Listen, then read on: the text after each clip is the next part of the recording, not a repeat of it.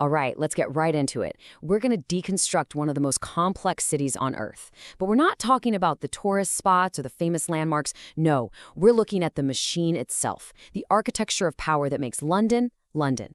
And this quote is the perfect place to start. Think about other global powerhouses. They often announce themselves with these huge, flashy projects. London's different. Its power is quiet. It's observant. It has this incredible ability to absorb and, more than anything, to endure. It's a city that doesn't need to shout to impress you because its influence is already baked into the world around us. And that's the absolute core of what we're talking about today.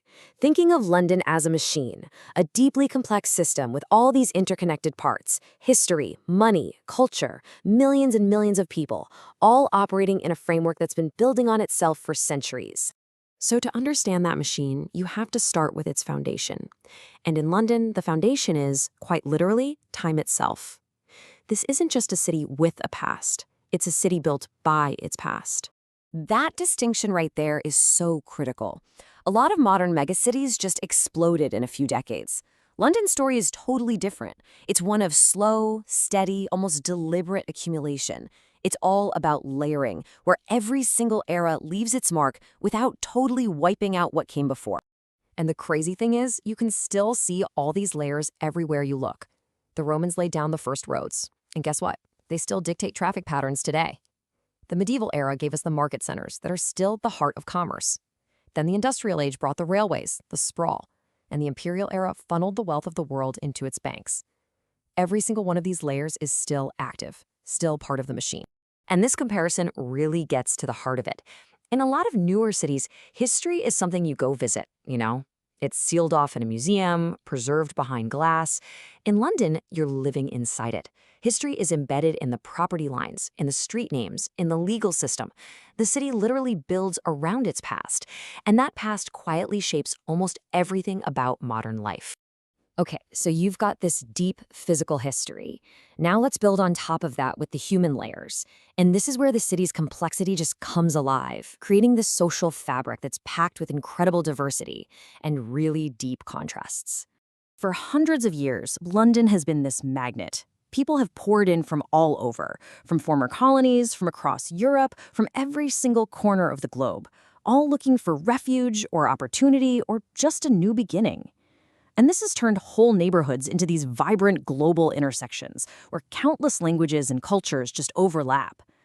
The city isn't defined by one story. It's defined by the constant piling up of millions of stories. But all of that accumulation, all those people, creates this immense pressure. Which brings us to one of the most fundamental, unspoken rules of the city. Here, where you live isn't just about an address. It's about access.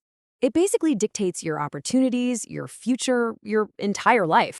And you can see that divide laid out so clearly here. If you own property in the right spot, you get access to the best schools, the fastest trains, the best networks. You get a ticket to opportunity. But if you're priced out, it's the complete opposite. You're looking at limited choices, long and expensive commutes, and a kind of systemic exclusion that is just incredibly difficult to break out of. And that is the key takeaway. The city's class divide isn't always in your face. It's not loud and obvious. It's structural. It's built quietly, almost invisibly, right into the map of the city itself. So we've covered the historical layers and the human layers. Now let's look under the hood at the engine that powers it all, the unseen systems of money and movement that let this city operate on a global scale. London is, without a doubt, a financial nerve center. Decisions made in a few offices in the City of London create these massive ripples that are felt all across the globe, affecting markets, trade, and laws thousands of miles away. It's just this incredible hub of economic power built on precision and centuries of reputation. But this creates a huge paradox, right? Mind-boggling amounts of value flow through London every single day. And yet, for the millions of people in the workforce who actually keep the city running, that power feels incredibly distant. They're the ones dealing with insane commutes, a cripplingly high cost of living, and wages that just can't keep up. The value is created here, for sure, but it is not distributed here.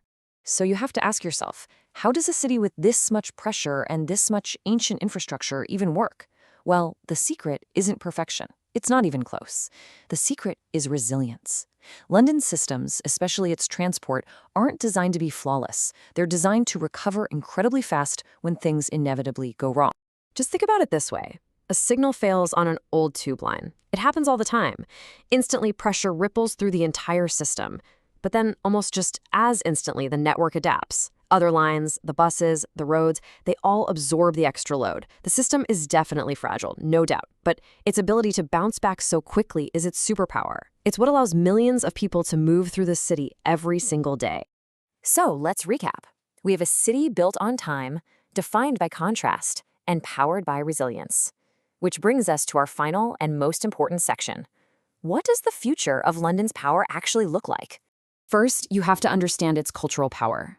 London exports huge ideas in music, fashion, and media, but it does it without a big show. The influence is subtle. There's an established order to things, a structure, and the most powerful creative work often happens within that structure, not by trying to tear it all down. The pressure builds, but it doesn't just explode. But that very same structure is now facing a whole battery of new and intense stress tests. The housing crisis is becoming absolutely critical. The cost of living is pushing people out. Then you add in growing climate risks, aging infrastructure, and a really uncertain political landscape, and you've got a city under an enormous amount of strain. And this brings us to the final point. London is a survivor. It has gotten through plagues, fires, wars, financial collapses, you name it. It always has. So the real question for its future isn't about mere survival. The city will, of course, endure. The real question, the one that truly matters, is this. As it adapts to all these new pressures, who is it going to work for? Who is going to benefit from its next evolution? Because a megacity like this doesn't just collapse, it simply shifts its advantage to someone new. And that question, that's what will define the future of London.